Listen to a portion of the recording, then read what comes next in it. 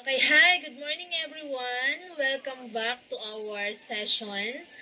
Okay, so I hope everyone is doing fine. Okay, so for today's lesson, here is our learning objectives. Okay, so the first one is define permutation. Second, find the number of permutation of distinguishable objects. Before we proceed with our lesson, let's have a activity. So the title of our activity is It's Summertime. Okay, so here is the situation.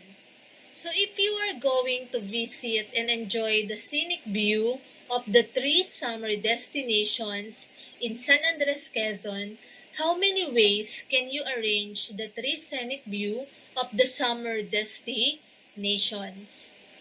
Okay, so we have here the first summer destination. So the very famous, so Alibihaban Island. Next, so the Kabulihan Falls located at Barangay Camflora. And the third one is the Macapaya Hills. Okay, so try to think. So how many ways can you arrange the three scenic view of the summer destinations? Okay, so I will give you a minute. There is 6 possible arrangements. So as you can see, the first possible arrangement, so we can arrange it, start from Alibihaban, then Kabulihan Falls, and then Macapaya. Second possible is Alibihaban, then Macapaya, and Kabulihan. And then the third possible arrangement is Kabulihan, Alibihaban, and Macapaya. And then the fourth possible arrangement, it's either Kabulihan, Macapaya, and Alibihaban.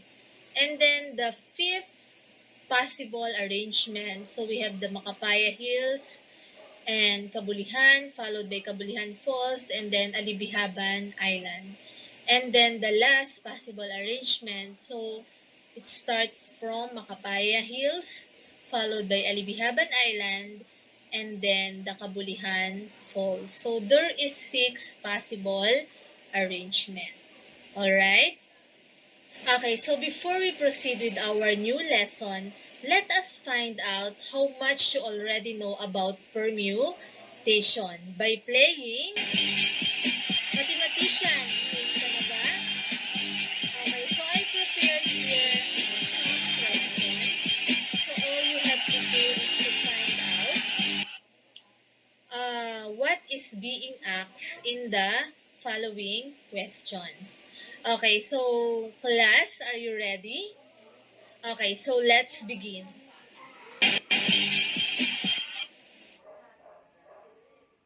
Okay, question number 1. What is the focus of permutation? Letter A, selection of an object. Letter B, arrangement of an object.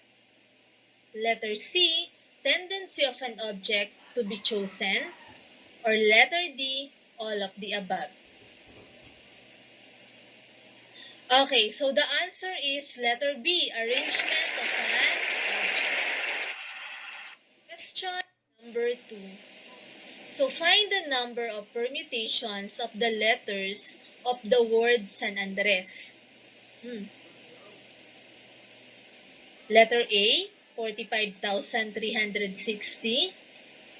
Letter B, 44,360. Letter C, 43,360. Or letter D, 42,360. The answer is? Okay, letter A. So, 45,360. Very good. Okay, number 3 questions. Find the number of permutation if 5 1,000 peso bills, 3 100 peso bills, and two 50 peso bills are arranged in a wallet. Okay, so letter A, 2,500.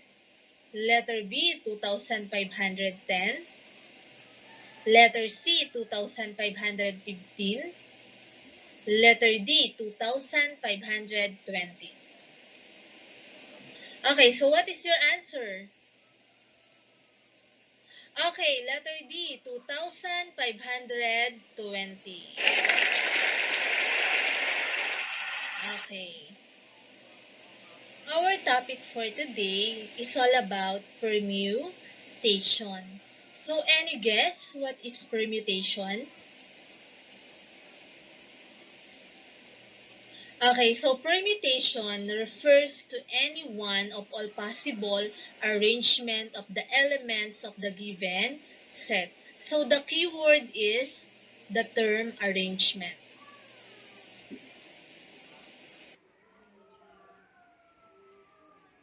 So now, let us proceed with the distinguishable permutation or permutation with repetition.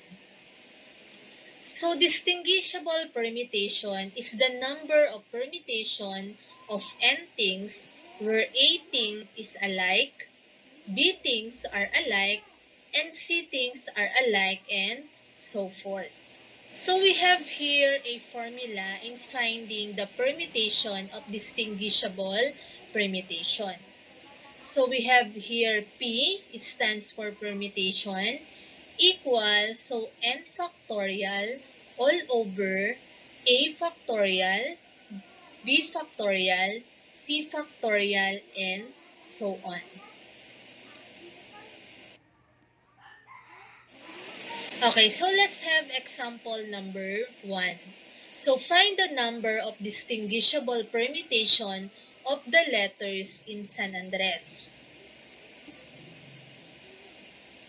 Okay, so there is a total of 9 permutation in the word San Andres. So we have S, A, N, D, R, E, S. But there are 2 S, 2 A's, 2 N's that can be permuted as 2 factorial ways respectively in each permutation without altering the result. Hence, the number of distinguishable permutation is given by, so we have the formula, P equals n factorial all over A factorial, B factorial, and C factorial. Okay, so permutation, P equals, so the value of our n is 9 factorial since the word San Andres is composed of 9 letters. And then in our denominator, so we have 3 letters which is alike. So first is the 2 letter S, so it stands for 2 factorial. And then another 2 letter A, so another 2 factorial. And then letter N, which is another 2 factorial. So to simplify, so 9 factorial will become 9 times 8 times 7 times 6 times 5 times 4 times 3 times 2 times 1 all over, so 2 factorial, so 2 times 1, another 2 factorial, so 2 times 1, and then another 2 factorial, 2 times 1. So, continue. So, we simplify the numerator. So, we multiply 9 times 8 up to 1. So, the answer is 362,880. And then the denominator, so if we multiply 2 times 1 times 2 times 1 times 2 times 1, so the answer is 8. And if we divide 362,880 by 8, so the answer is 45,360. So there are 45,360 ways of distinguishable permutation in the word San Andres. Okay? So I hope you follow our solution. Next, let us proceed with our next example. Okay, so find the number of permutation if 5 1,000 peso bills, 3 100 peso bills, and 2 50 peso bills are arranged in a wallet. Okay, so we have here the value of n equals 10 since we have 5 1,000 and then 3 100 and then 2 50 peso. So if we add 5 plus 3 plus 2, so the answer is 10. So that's why we have the value of n equals 10. Okay, then we have here the value of our A. So equals 5. 5 is for the 5 1,000 peso bills. And then B equals 3. So it is for the 100 peso bills. 3 100 peso bills. And then letter C, so equals 2, which is the 250 peso bills. Okay, so let's proceed with the solution. So here, the formula of distinguishable permutation. And then, so we substitute the value to the given formula. So the value of n is 10 factorial all over. So the first thing that I like is the 1,000 peso bill, so 5 factorial. And then another is the 3 100 peso bills, which is 3 factorial. And then another 250 peso bill, which is 2 factorial. Okay, so let us simplify. So 10 factorial become 10 times 9 times 8 times 7 times 6 times 5 times 4 times 3 times 2 times 1. All over, so 5 factorial, so 5 times 4 up to 1. 3 factorial, so 3 times 2 times 1. And then 2 factorial, 2 times 1. So if we multiply the numerator, so 10 times 9 up to 1, so the answer is 3,628,800. All over, so we multiply the denominator, so 5 times 4 times 3 times 2 times 1, 3 times 3 times 2 times 1 times 2 times 1. So the answer is 1,440. And if we divide 3,628,800 by 1,440, so the answer is 2,520. So there are 2,520 ways that we can arrange the 1,000 peso bill, 3 100 peso bills, and 2 50 peso bills in a wallet. Okay, so do you follow? Okay, so let us continue. So here, so for your learning task, so I have here 3 problems. So I want you to answer those problems, try to analyze, and solve. So show your solution. So there. Okay. So after answering your learning task, so try to answer these following questions. So number 1, how do you find the activity? Number 2, how were you able to find the permutation of the given distinguishable objects?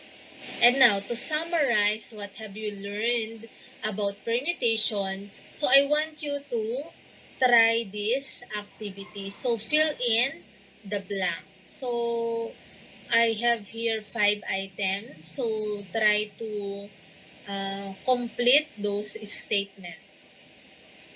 And now, for your assessment, I want you to write a short journal answering this question.